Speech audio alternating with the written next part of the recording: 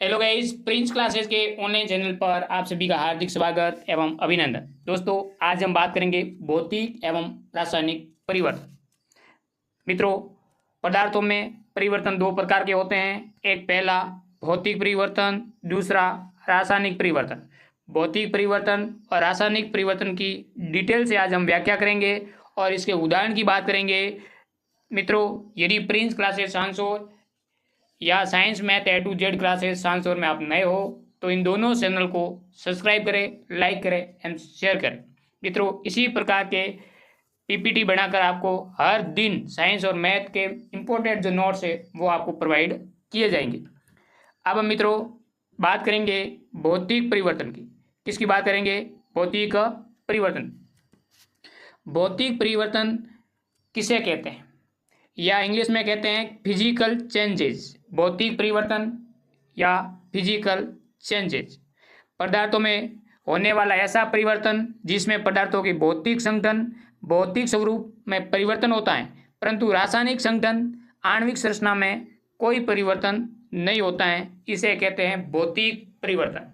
मित्रों, नाम से पता है कि भौतिक अवस्था में परिवर्तन होना, रासायनिक अवस्था में किसी भी प्रकार का कोई परिवर्तन नहीं होना क्या कहलाता है? भौतिक परिवर्तन कहलाता है।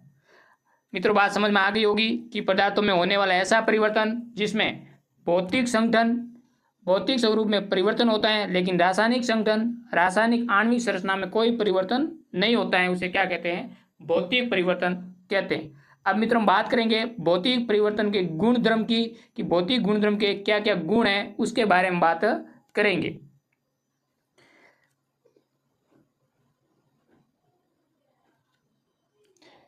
तो भौतिक परिवर्तन के गुण, भौतिक गुणों जैसे आयतन, अवस्था, ताप, रंग, घनत्व आदि में परिवर्तन होता है। भौतिक परिवर्तन के अंदर भौतिक गुणधर्म कौन कौन से? आयतन, अवस्था और ताप, रंग और घनत्व, इसमें परिवर्तन होता है।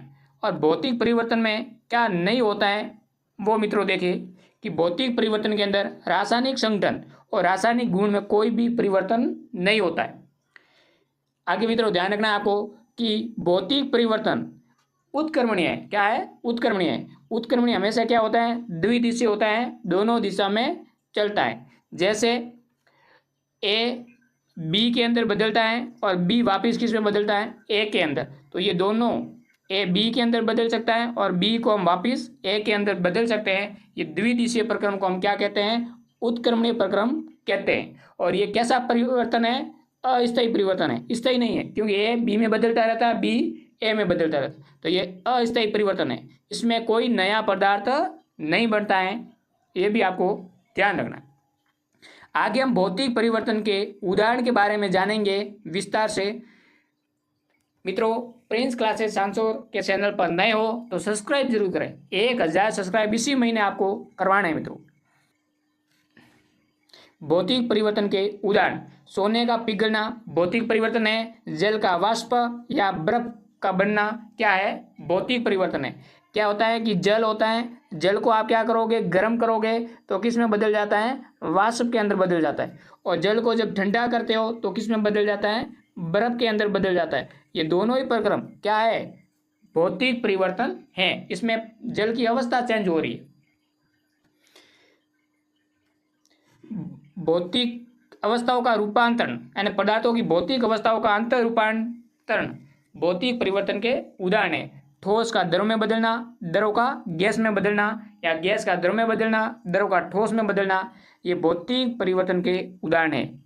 आगे आपको ध्यान रखना है कि कांच का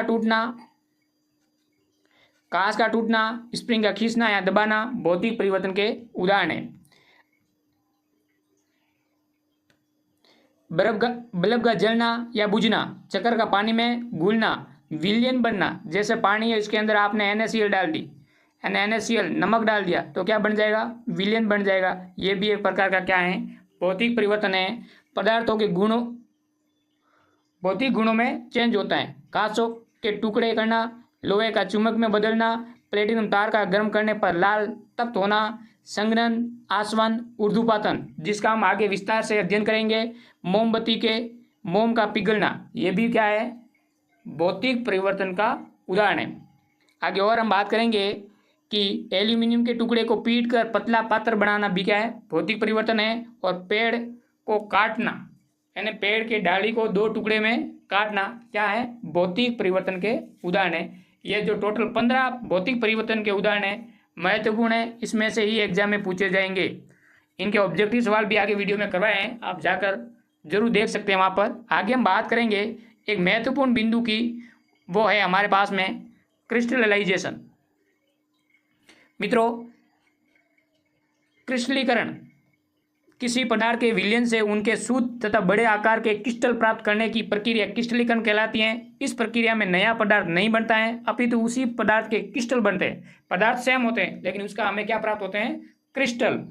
क्रिस्टलीकरण भौतिक परिवर्तन का उदाहरण है। आप पूरे इस नोट्स में से इतना याद रखना कि क्रिस्टलीकरण किस प्रकार की प्रक्रिया है, भौतिक परिवर्तन की एक प्रक्रिया है। क्रिस्टलीकरण पूछे तो भौतिक परिवर्तन, और यदि आपको पूछ ले किण्वन किस प्रकार की प्रक्रिया है, तो किण्वन एक प्रकार की रासायनिक प्रक्रिया है जिसका अध्ययन हम आगे करेंगे। अब मित्रों हम बात करेंगे रासायनिक परिवर्तन, केमिकल चेंजेस, इनके बारे में हम डिटेल से व्याख्या करेंगे। मित्रों, नए हो तो चैनल को सब्सक्राइब करना न भूलें, नए हो तो चैनल को सब्सक्राइब जरूर करें। रासायनिक परिवर्तन, पदार्थों में ऐसे परिवर्तन जिसमें पदार्थों के गुणों का रासायनिक संगठन अथवा अणुओं की आंतरिक संरचना में परिवर्तन होता है, इसे हम कहते हैं रासायनिक परिवर्तन। रासायनिक परिवर्तन या पदार्थों के रासायनिक गुण क्या क्या है, इसके बारे में भी हम बात करेंगे। रासायनिक परिवर्तन से जो नए पदार्थ बनते हैं वो मूल पदार्थ से रासायनिक गुणों एवं संगठनों में क्या होते हैं, भिन्न होते हैं। रासायनिक परिवर्तन द्वारा जो नया पदार्थ बनता है उनकी रासायनिक प्रकृति और संगठन मूल पदार्थ से क्या होती है, भिन्न होती है।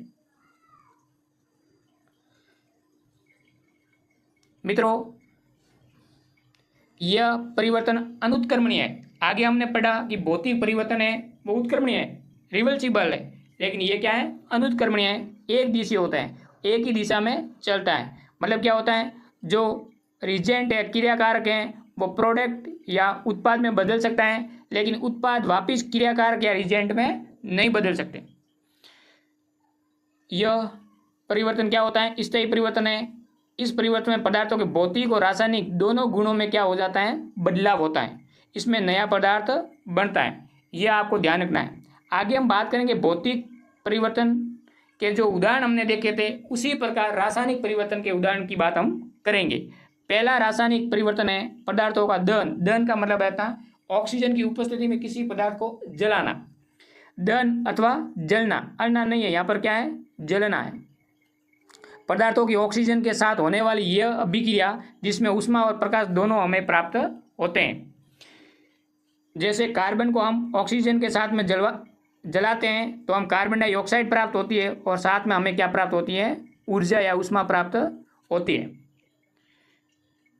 मोमबत्ती, लकड़ी, कोयला, पेट्रोल आदि ईंधनों के जलने से कार्बन डाइऑक्साइड गैस तथा जल वाष्प का बनना रासायनिक परिवर्तनों का व्यापक उदाहरण है, क्योंकि ये हमेशा हम दैनिक जीवन के अंदर ऐसे उदाहरण देखते हैं। मित्रों, अगला जो उदाहरण है आपका वो है जंग लगना। जंग लगना एक प्रकार का रासायनिक परिवर्तन है, इतना याद रखना है आपको। आयरन को नम वायु में रखने पर उनकी सतह पर भूरे रंग की पपड़ी जमा होने लगती है, जिसे जंग कहते हैं। और भूरे रंग की जो पपड़ी है वो आयरन का, ये क्या है, ऑक्साइड है। आयरन पर जंग लगने के लिए इसमें बाहर में क्या हो जाती है, वृद्धि हो जाती है, बाहर में ग्रोथ हो जाता है। मित्रों, क्या होता है कि आयरन है उसमें जल वाष्प के एन बिंदु या एन कण जुड़ जाते हैं, और हमें जो प्राप्त होता है वो आयरन ऑक्साइड और साथ में जल वाष्प के अणु। तो ये जंग का रासायनिक सूत्र है, आपको याद रखना है। संयोजन अभिक्रिया क्लास 10 के अंदर हमने पहले ही पढ़ा है कि मुख्य रूप से जैसे संयोजन अभिक्रियाएं, वियोजन अभिक्रियाएं, विस्थापन अभिक्रियाएं, द्वितीय विस्थापन अभिक्रियाएं, ये सभी प्रकार की अभिक्रिया क्या है, रासायनिक परिवर्तन है। जब दो या दो से अधिक पदार्थ आपस में संयुक्त होकर के यौगिक बनाते हैं, इसे हम संयोजन अभिक्रिया कहते हैं। और संयोजन अभिक्रिया रासायनिक परिवर्तन का क्या है, उदाहरण है। जैसे ए और बी दोनों आपस में अभिक्रिया करके एक उत्पाद बनाते हैं, ए और बी। तो ये एक संयोजन अभिक्रिया का उदाहरण है और ये रासायनिक परिवर्तन का भी क्या है, उदाहरण है। मित्रों, हमने आगे बताया है कि जो क्रिस्टलीकरण है वो भौतिक परिवर्तन है, तो किण्वन क्या है, रासायनिक परिवर्तन है। इसको भी आपको याद रखना होगा।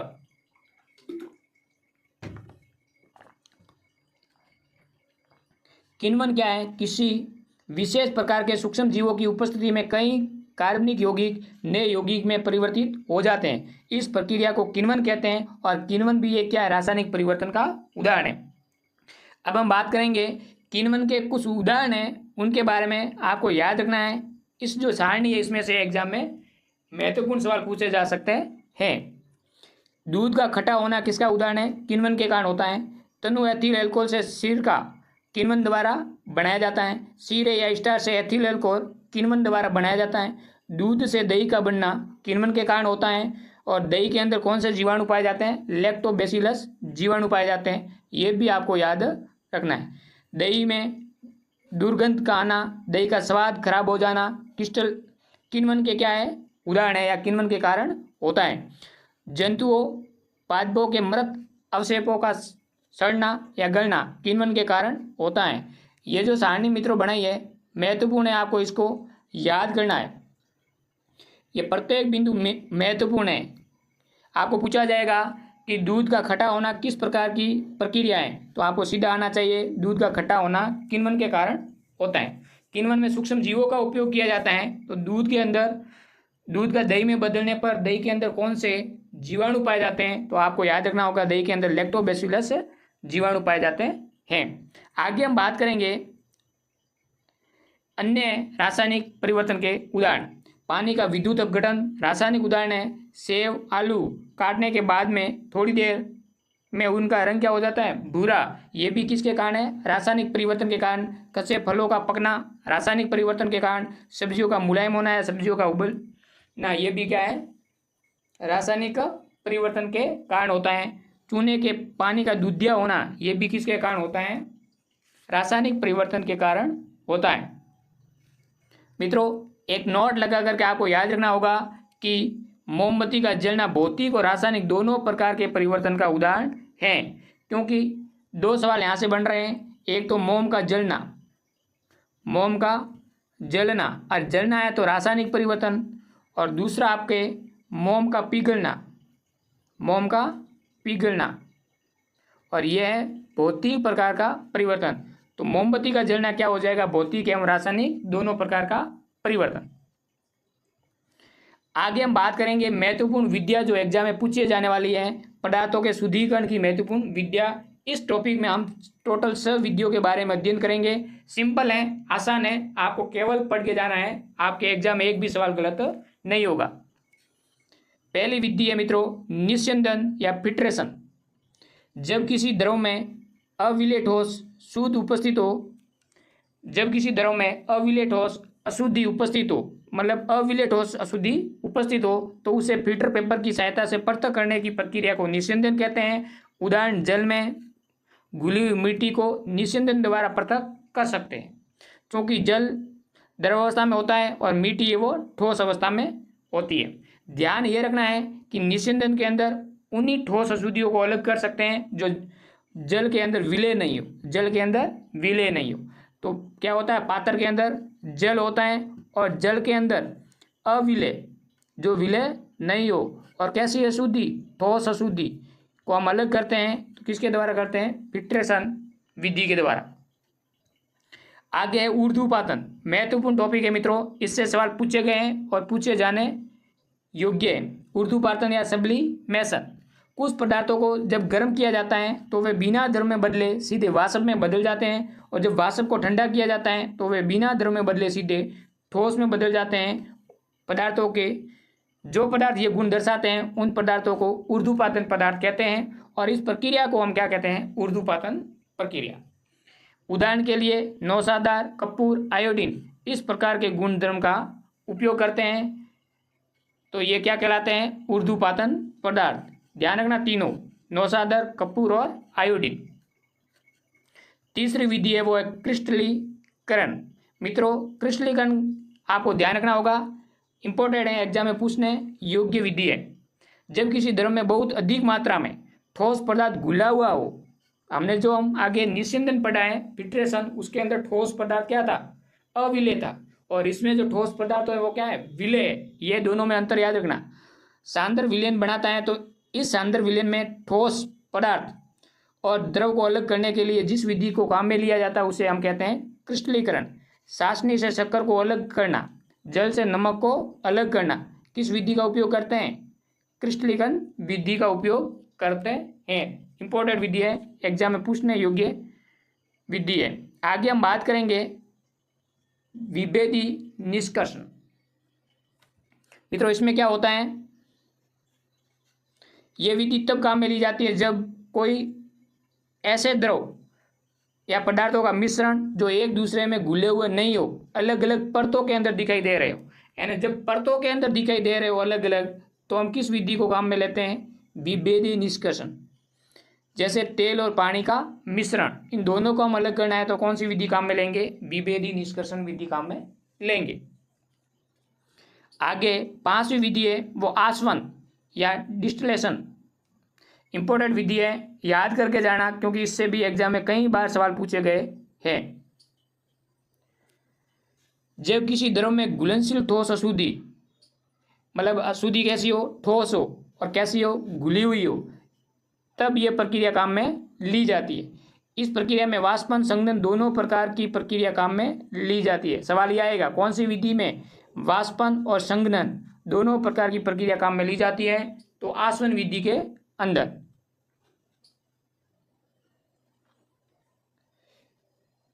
जब किसी द्रव में घुलनशील ठोस अशुद्धि उपस्थित हो तो मिश्रण को गर्म किया जाता है, जिससे द्रव वाष्पित हो जाता है, और द्रव की इस वाष्प को आगे अन्य किसी पात्र में एकत्रित करके ठंडा किया जाता है, जिससे ये द्रव शुद्ध अवस्था में प्राप्त हो जाता है। चूंकि ठोस पदार्थ वाष्पित नहीं हो सकता है, इसलिए ये उसी पात्र में रह जाता है। इस प्रकार द्रव और ठोस को अलग हो जाते हैं।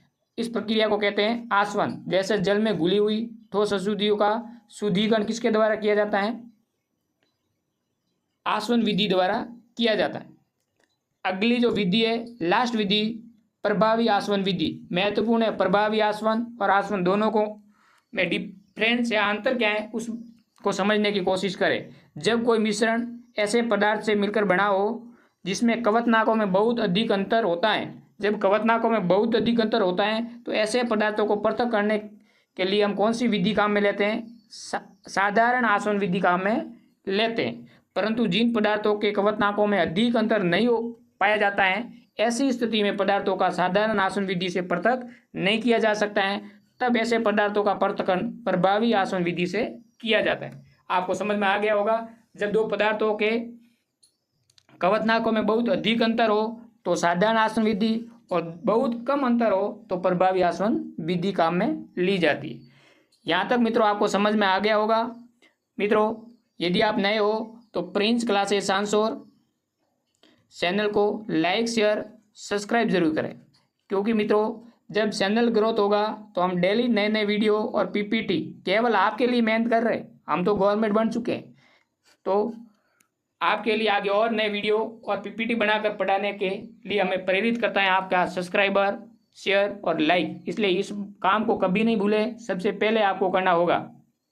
थैंक यू, मिलते हैं हम अगले वीडियो के साथ में।